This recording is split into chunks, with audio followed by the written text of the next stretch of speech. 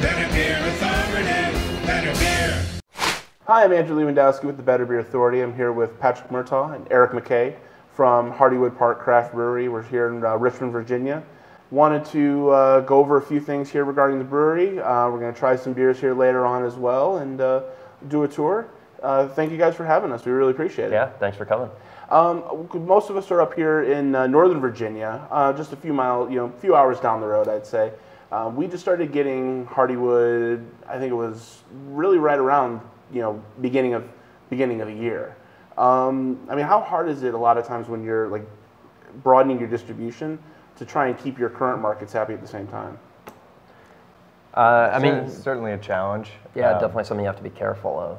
We started out our careers in distribution, and I think we found that personal relationships with your customers make a huge difference, especially in craft beer. And so we've made establishing and building those relationships really important. So before we even started looking outside of Richmond, we hired a regional salesperson who is mainly focused on, right now, on local markets, but also a regional sales manager who's helping us look at expansion opportunities and plan out our next moves. We certainly started the brewery with the intent to sell outside of just Richmond. We weren't structuring ourselves as a nano brewery or as a brew pub. And so far, Northern Virginia's been going very well, but I think it's been pretty critical that we haven't taken our attention away from the Richmond market at all, and if anything, just increased the attention that we've been given to our local market. No, understandable. Yeah, we certainly appreciate being able to get it a little more often up there. So, yeah, I mean, you talk about like the next steps. I mean, what do you see yourself doing kind of future-wise, with spreading distribution? Are there any plans right now, or kind of, continuing to build what's currently running? Yeah, I mean, we're starting to look into new markets. We're finally at a point where we have enough equipment and enough brew staff that we can start expanding into new markets. So, yeah, we're looking into Western Virginia and Eastern Virginia. We're planning on going into Pennsylvania at some point this year in the fall. Awesome, very cool. Now, I mean, Hardywood's probably their big name to fame, especially amongst a lot of the beer nerds across the country, was your gingerbread stout. I mean, made a huge name for themselves. I mean, and a lot of kind of in a similarity, how one band could put out that one big song that makes them all of a sudden nationally known. I mean, do you see that kind of a similarity? I mean, how do you think a brewery can kind of cultivate that kind of a reputation and then kind of grow beyond that at the same time? I think for us, gingerbread stout definitely was that beer that sort of put us on the map, and there certainly was an element of luck behind it all. We got both a bronze medal at the World Beer Cup, and then very shortly, I guess prior to that, got a 100 rating in Beer Advocate magazine, which both of those things certainly propelled the attention for that beer. But I think more than that, there are a lot of people locally who've just tried the beer and it has something really unique and special about it.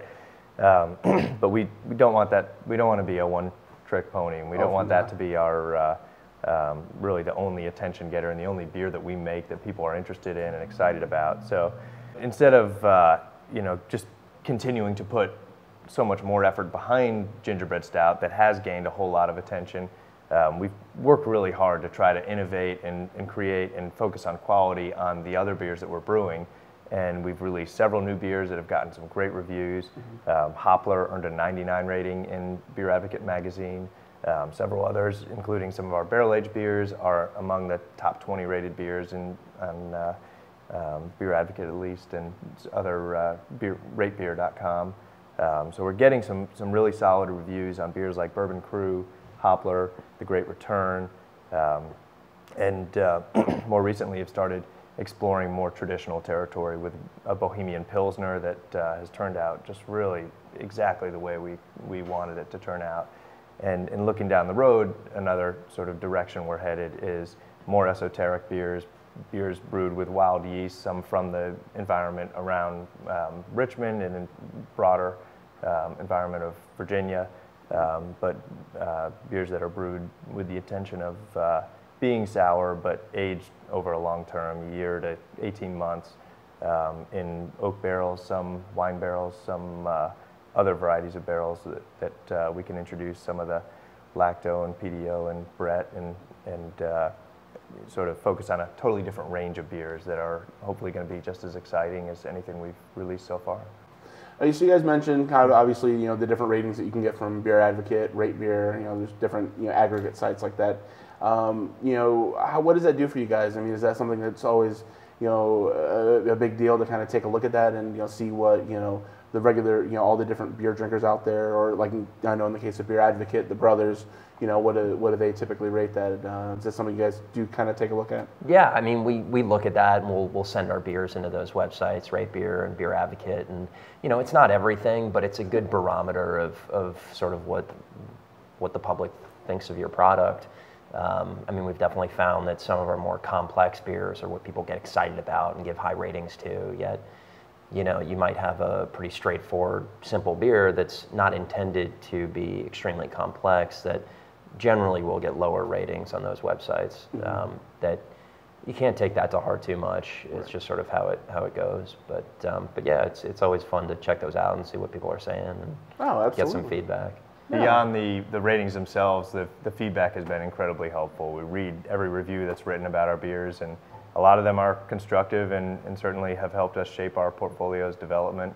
I think one frustration, though, is when you get a beer that's 4.5% alcohol and pretty well balanced, and you get the meh sort of rating that you put so much energy and effort into making this beer that you think is exactly to style, and people, I guess, will brush it off because it's not quite exciting enough. So. Right, you have to rate the beer for what it is. That's right. Right, yeah. Just because it's not 18% and bourbon barrel aged for 2 years, it still doesn't mean it's not exactly how it should be. Yeah. Right. Yeah. Now, I mean, with a lot of that, and I mean, we can see kind of in the background here with all the different barrels. I mean, that is definitely where what we've seen you guys really pushing the envelope further with like you said, Bourbon Barrel Crew, the Sadamo Coffee, obviously Gingerbread Stout being another one.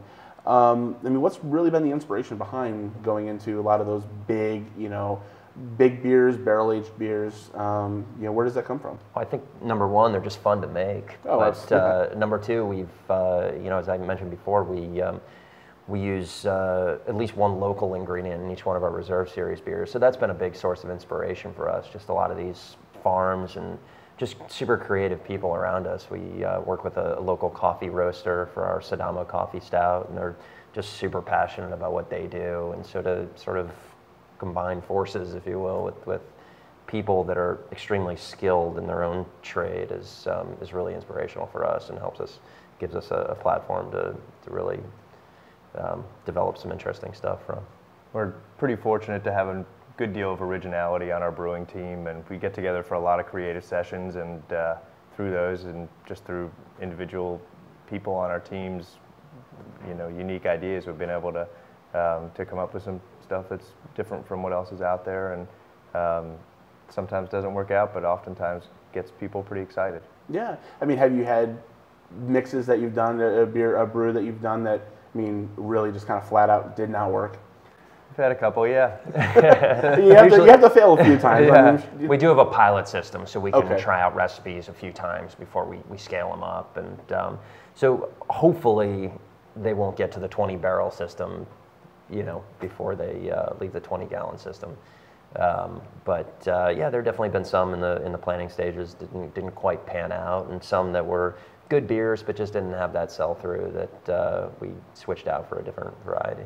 Okay. Virginia Blackberry has been one of our best-selling beers, and beer that people absolutely love. And the predecessor to that was a beer called Virginia Strawberry. And for more reasons than one, we don't know that we could do it again, because in the planning stages we used however many pounds of strawberries. It calculated up to being 2,000 pounds that were needed for a 40-barrel batch. So wow. We ordered 2,000 pounds of strawberries from a local farm, and we were just kind of scratching our heads once they were delivered. It was a truckload of strawberries. How the heck were we going to get these all destemmed and processed so that we could use them in the beer? And we put out a message on Facebook and Twitter, and God bless the folks that came out and gave us a hand, because we had about 20 to 30 people here for about 48 hours straight cutting strawberries, and we got them all cut. We made the beer, and it was tasting fantastic until some sort of wild yeast from the strawberries started to take hold and created some phenolics that a lot of people didn't pick up on, and it was their favorite beer, but a lot of people felt like was off-putting, and so we haven't brought that one back. And I think it would be incredibly difficult to convince those we 30 lucked out on people that to one, come not back being and help people's us favorite. again. Right. No, it's like a lot of labor regarding that one. Yeah. And now with a lot of the barrel-aged beers too, I mean, how do you come about picking like which barrels that you do for the beers? Is it kind of, you go locate getting the barrels, or is it more where we can have access to these different barrels, let's make a kind of a beer that would fit that barrel? Well, I think originally, we were trying to use all these local ingredients and stuff, and we found a local distillery called the A. Smith Bowman Distillery in Fredericksburg, not too far from here, and so we wanted to use those. So for the first year, we used the Bowman Brother barrels, and they worked out really great. And now with a lot of breweries opening up, they've been a little harder to come by. So we sourced barrels from sort of all over the place. We knew we wanted to. Virginia's kind of known for its wine industry, for its wineries and vineyards, and so we wanted to do something aged in wine barrels. So I found out through quite a few phone calls to wineries that wine barrels are a little harder to come by. Oh, really? They're used over and over again. So I was able to locate about 7 wine barrels from a couple different wineries out west in Western Virginia. And so we ate some beer in wine barrels, but yeah, our inspiration sort of comes from all over for those, and sort of we see what's available from different barrel brokers. And right now we're aging a beer on apple brandy barrels. Oh. But we've done tequila barrels and rum barrels and wine barrels. Awesome. About eight or 9 different varieties of bourbon whiskey barrels. Mm-hmm. Yeah, we actually did a barrel day. I forget what we called it. A Barrel barrel day. day, I think it was. Okay. And we had about 8 different barrels. We used the same base beer, aged in 8 different barrels, and let people try them and compare them and sort of see what subtle differences different varieties of whiskey barrels brought to the beer. Very nice. That'd be a lot of fun. So now we noticed a lot. I mean, you have a lot of great information on your website, and one of the things that we kind of noticed on there, you guys seem to have big events every week. You've got always something here going on. Thursday through Friday, whether it's Oyster Fest. I know there's we're filming the day before Father's Day, so there's a big Father's Day Oyster Fest you guys have tomorrow.